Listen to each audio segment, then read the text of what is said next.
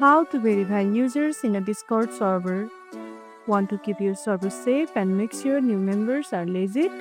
Today I will show you how to verify users so only trusted people get access to your server. Let's get started.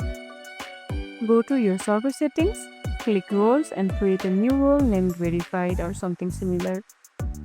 Create a new text channel called #verify or #verification where users can verify themselves. In your server settings under rules, make sure only the verified role has access to most channels. Set the default at everyone role to have limited permissions until verified.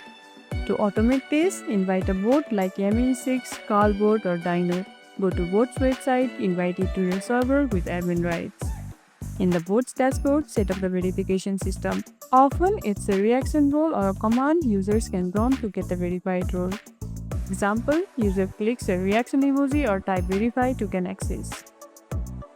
Ask a friend to use another account to join your server and complete the verification process. If everything is set up correctly, the new users get the verified role and access to the server. And that's how you verify users in Discord to keep your community safe and organized.